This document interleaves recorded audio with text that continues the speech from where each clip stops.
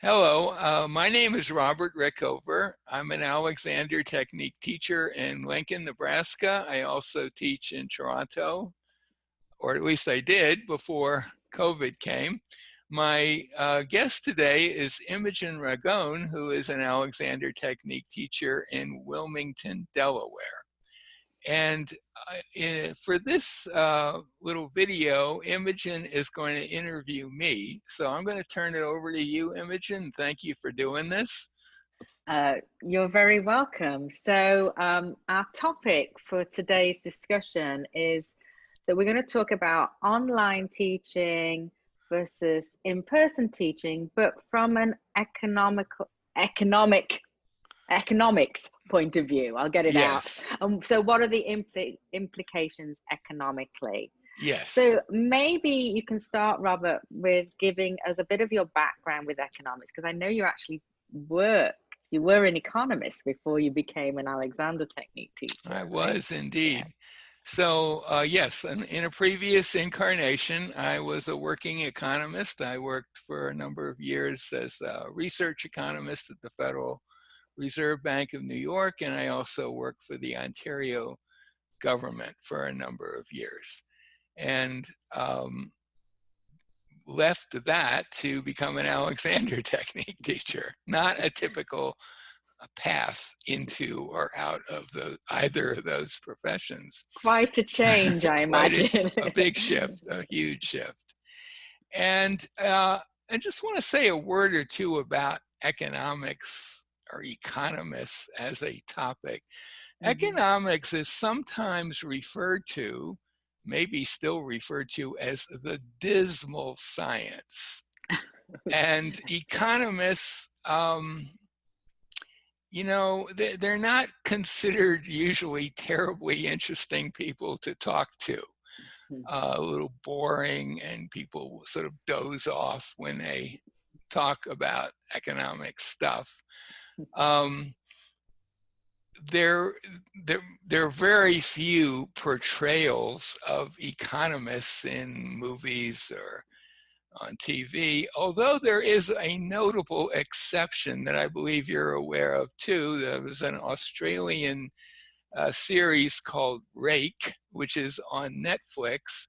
And in the first couple of episodes, there is an economist who plays a kind of an important role, best summed up by the main protagonist of the program watching a TV interview with the Prime Minister of Australia, who says, you know, we hired the best guy we could, the best economist, to help us with our economic plan.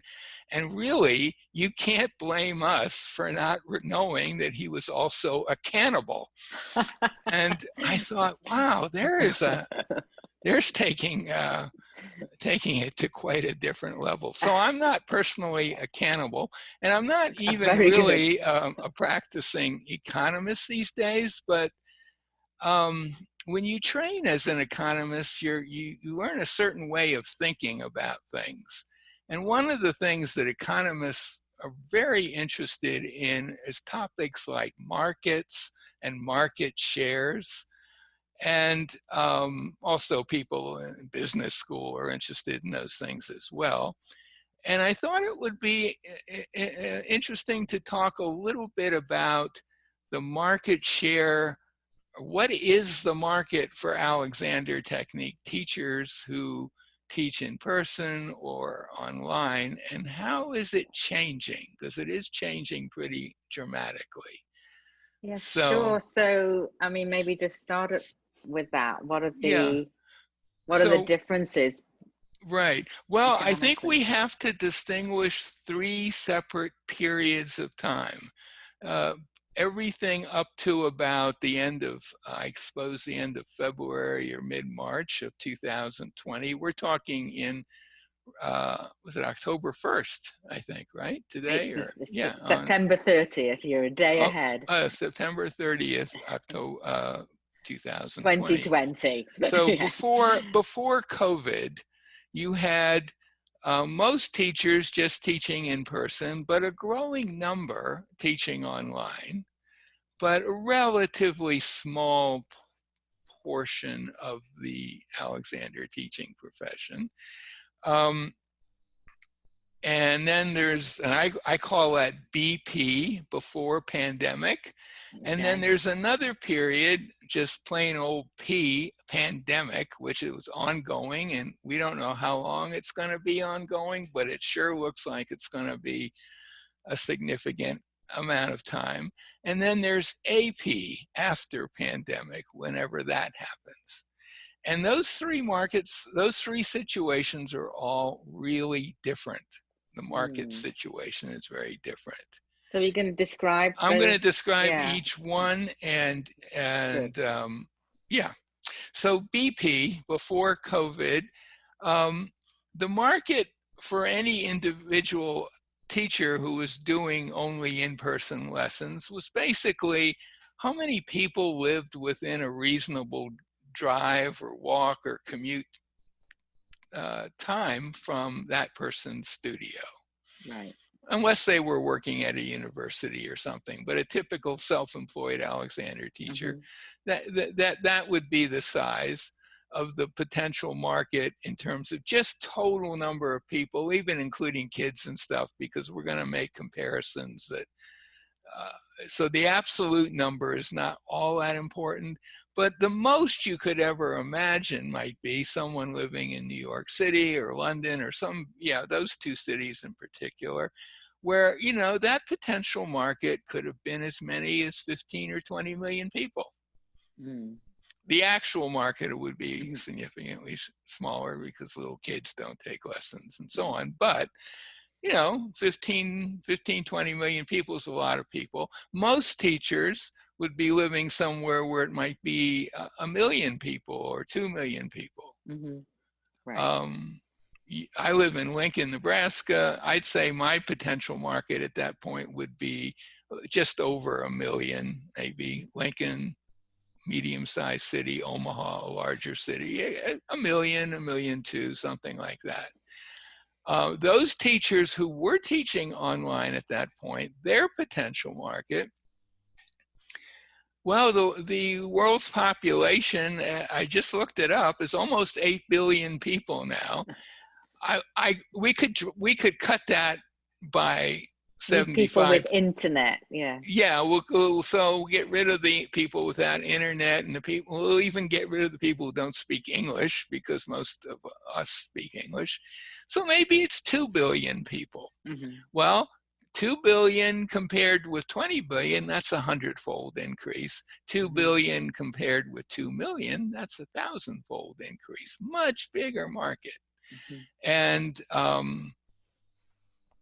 I think most teachers who were doing some teaching back then noticed their students came from all over the place, and doing some online teaching. Online teaching.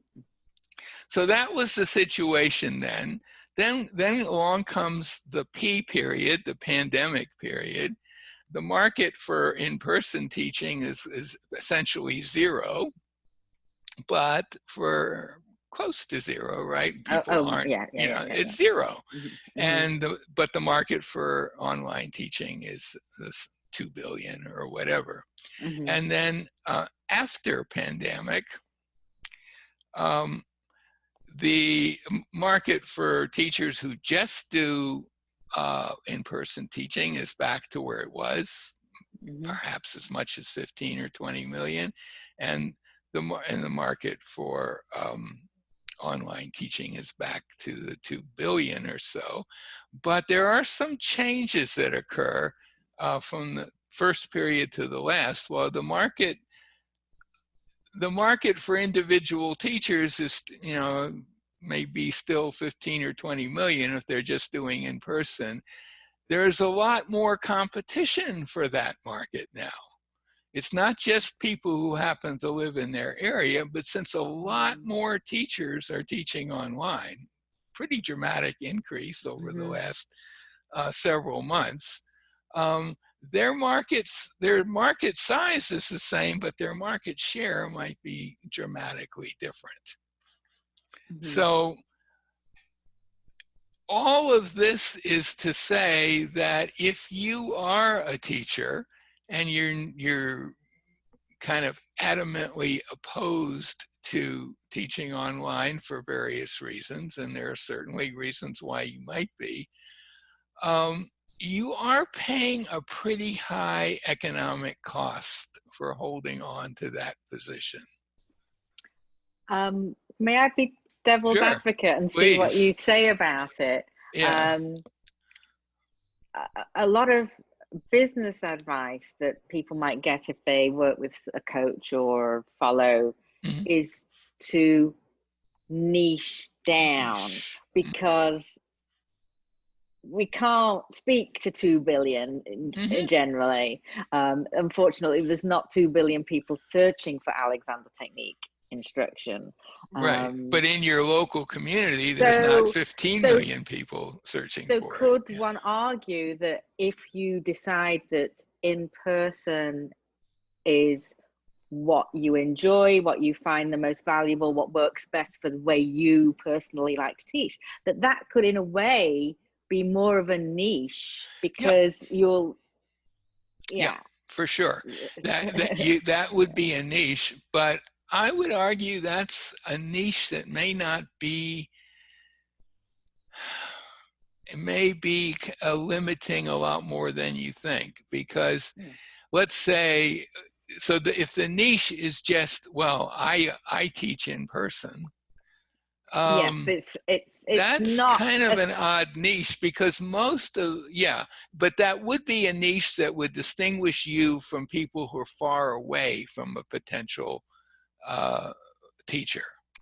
yeah, But whether maybe that's a viable maybe niche or not, I don't know. I kind of maybe doubt it. less than a niche. It's more a kind of an additional selling point if Yeah. you that you Hmm. do that. If you're, I'm not, Yes. I'm just Yep, thinking out loud. absolutely. And to address that, even now, people people sometimes choose an Alexander Technique teacher for online teaching who is in their area, because they hope to then be able to have hands-on lessons Right.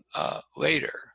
Hmm. That may be true, but I think with the proliferation of teachers who are teaching online, it's becoming more of a thing that's accepted as a way to learn the technique. And I'm not sure that the online part is, you have to really, you have to take into account, well, okay, if my niche is I only work with people online, in person, then you're saying I'm only working with people who are willing and able to commute to me and back, which is going to take up a lot of a hunk of time, maybe an hour or so, that a lot of people just don't have these days. Yes. It's a pretty expensive proposition time-wise to travel a half hour to see a teacher and then drive back or commute back to Yeah. your So home. there's a not there's an economic and a time cost. Well, I'd say the time I cost is an economic cost, because yes. for Yeah. most people, their time is worth quite a bit, Yeah. especially people who have busy lives, have kids. And even now during COVID, I mean, people are homeschooling a lot, and it's not that easy for some parents just to take off for an hour and a half or 2 hours. Yeah. So there is this huge advantage time-wise with online teaching. That's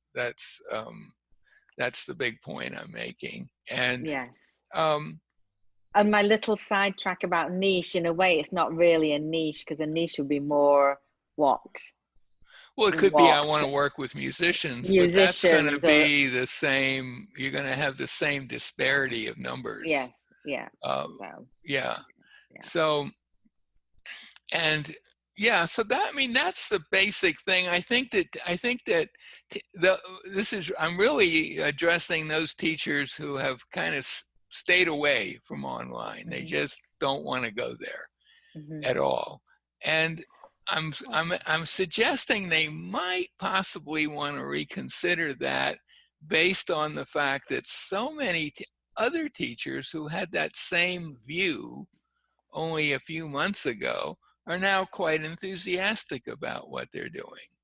And Right. maybe, maybe it would be a useful thing if you are such a teacher to just reassess that position. So do I'm you sure have, there's some teachers who are never ever going to want to teach online. I have no doubt of that. and I am thinking out loud again, there's probably some people, we're doing so much online, and to be able to go and be in someone's presence and have this beautiful um, touch, that Alexander technique teachers learn to do. Hmm. Um, that I imagine there's the segment of the potential market that maybe a very small segment, but that Hmm. would really value it, that are sick of online stuff, you know. Yep. um, Oh, I could so see that for sure. yeah, yeah. Absolutely. So I just But but big I agree with picture, you. I Yeah. think I think if you limit your practice to in person, you're cutting yourself off from a huge opportunity. And that's it basically. It's Yeah. a, it's an expensive choice to make is what Mm. how I might phrase it.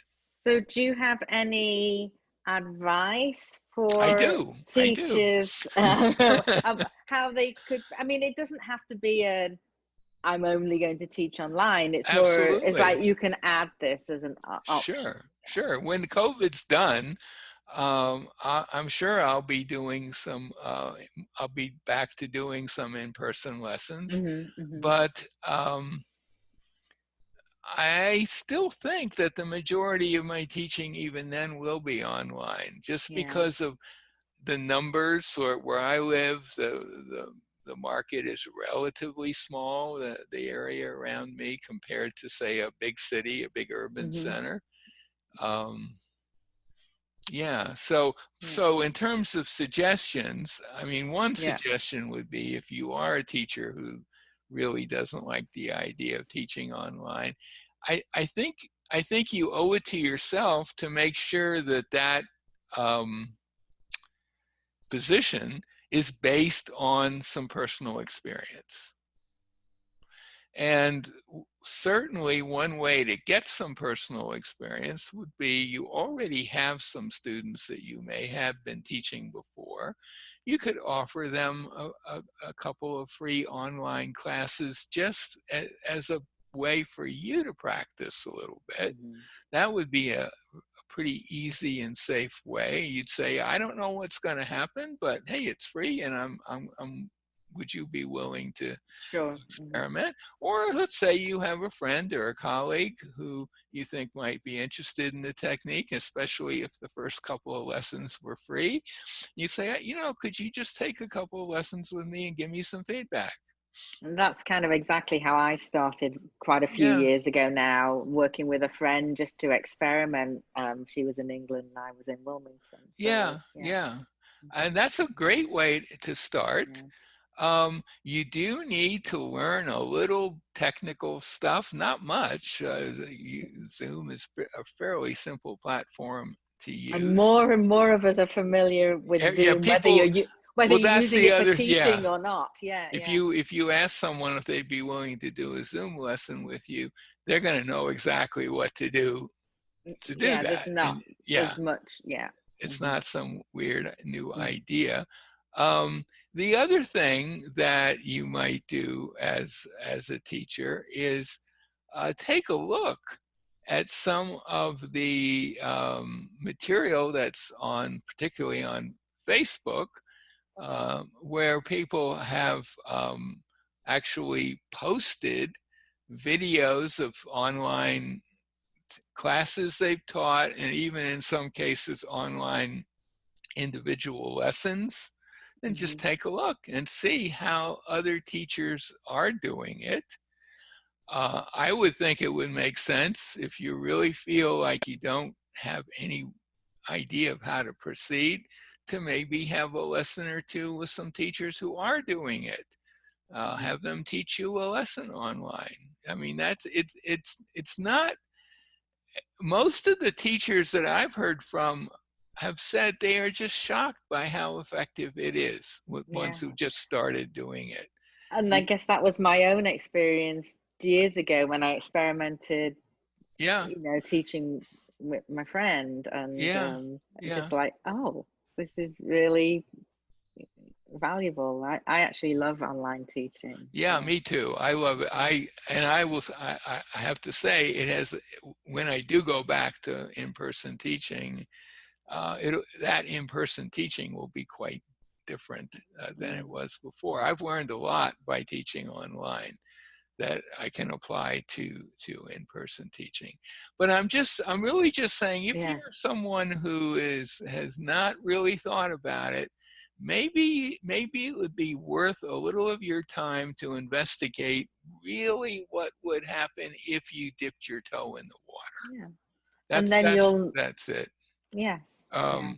But making a more informed choice is what yes, you're, analyzing conditions present. Exactly. Yeah. To use a little jargon here. Yeah.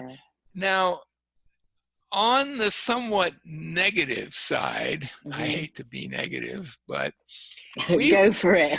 Yeah, embrace your negativity. Right? We've talked before about the digital divide in the Alexander world. This is way before COVID. That there is a growing but relatively small percentage of Alexander Technique teachers who were using the web very effectively to communicate, to get the word out, to attract students, and so on. And then there was a much larger percentage who really weren't there very much, or maybe they had a very rudimentary website, but there were and still are quite a number of teachers with no website. And there's this kind of a divide between those who are really embracing the technology and those who are lagging behind. And online teaching has exposed that digital rift even more dramatically, I would say, because most of the teachers who are not teaching online are not teaching. Well, if you don't have an online presence, you're unlikely to get online students. You're unlikely to get almost any students, right? Especially online students, right? Well, and that does a sort of a little add-on there. If you are teaching online, or if you decide to teach online, it would be really wise to have a prominently displayed page on your site that talks about that. And discusses it and gives people information about what they need at their end in terms of space requirements and lighting and camera and so on, to make it really clear to visitors, this person is available for online teaching. They also may be in your neighborhood, so maybe that would be a good person to start with, because at some point they'd be available for hands-on. But here's the really sad thing, Imogen. I'm going to end on a really sad note here. Most teachers who have, a lot of those teachers who are kind of adamant about not teaching online are also not online very much. Certainly, many of them have no idea about what's, for example, going on Facebook right now, which is really. So when you say on Facebook, you're not meaning in general. You're talking about like on the Alexander Technique forum and Alexander Technique. Various groups on Facebook. Some of them quite large at this point, where there's discussions of all things Alexander that I would think would be pretty interesting to anyone who is a teacher or serious student. And there's one group devoted to just online teaching. I'll put links to a couple of those pages. groups, it's a very vibrant world there Hmm. on those groups. Wouldn't you Yes, agree? It's absolutely. yeah. Yeah. So then the question is, well, if they're not there and they're probably not watching this, how could the profession as a whole maybe make this kind of information more available? And really, I think the only organizations that are capable of that at this point are professional societies. Hmm. Now, AMSAT, to its credit, has run a number of little kind of seminars Hmm. about online teaching. I Yep. never thought I would see that. And I believe STAT did some sort of series that included some stuff on online teaching. Hmm.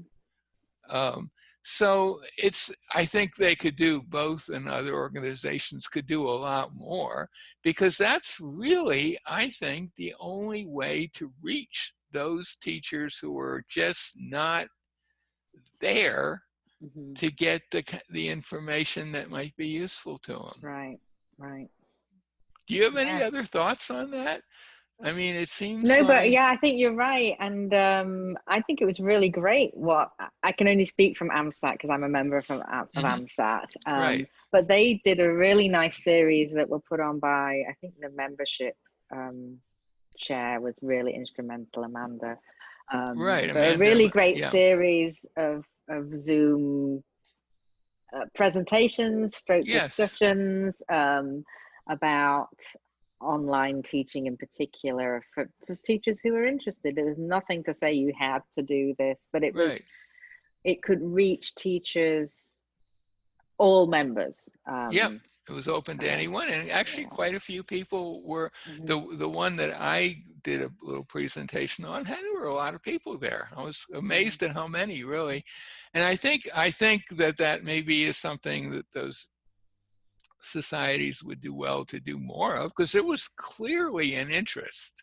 Yes, I Even think. amongst the skeptics, there was an interest. Well, absolutely. And there's ways to use online tools and presenting, even if the bulk of your work is going to be in person, there's still ways of using online interactions to enhance your practice and Yeah, increase your business if you're absolutely, going to talk absolutely. economically. And I do think AMSAT, I don't want to just focus on them, but I do think they're gearing up for more sessions again now the fall is here. They had a Right. little kind of summer break, but Right, and maybe Stat's doing something more yes, too. yeah. Um, yeah, so I I don't know don't what know of ATI has. any other organizations that could do that reaching of those teachers who are not currently present, or at least lurking in the background on some of those Facebook pages. Actually, I'm just thinking out loud. So Yes. I'm part of a group of local teachers that we've got a little local organization Hmm. called ATTGP, Alexander Technique Teachers of Greater Philadelphia. Hmm. And, it's obviously small. We've got like, I don't know, 25 members. But as a group, we're putting on an online event next week. We've got like Yes. 18 presentations over and no one had to put on a presentation. Many offered, and some Hmm. people are actually, this is them doing a Zoom presentation for the very first time. Not many, Yep. um, highly experienced teachers, but not yet experienced um, Zoomers. Right. So it's Right. been us doing that has opened a door for them to maybe try something that they wouldn't have done. So that just came Yeah. into my head that Yep. I know there are other localized groups and there's something about having the group supporting this that might be more encouraging than just sort of trying something on your own. Right. We kind of, Right. so I'm just Yeah. putting that out there. No, I was thinking of that actually. Mhm. I've signed up Yeah, I don't know how many classes I can do, yeah. but I'm going to do what I can, because I'll say, if you are teaching online, for those people who Hmm. are, it's fascinating to watch other people teach online, Hmm. because you may get some little nugget of an idea, a way of teaching that you had not thought of before. Yeah, it could be just a really small thing A out of a little whole thing, class. and it can And make it a can huge. also be little technical things that you hadn't realized that you could do. Right, So right, it can be a little bit of both. right. It can be very, um, yeah, And very I will say interesting. that Zoom is sort of turned out to be the default platform for most of this, and it really Yeah, is an excellent platform, and it's pretty easy to use, but it has a lot of good features that yep, you can bring to yeah, bear. yeah. So that's pretty much all I've got to say on the topic. All Um, right, very good. Thank you. Very that, fascinating, actually. So well, yeah. thank you. Hmm. I'll just say thank you, Imogen, for being the Being the interviewer. devil's advocate. Yeah, all of that. And great. So I will bring this little discussion to an end.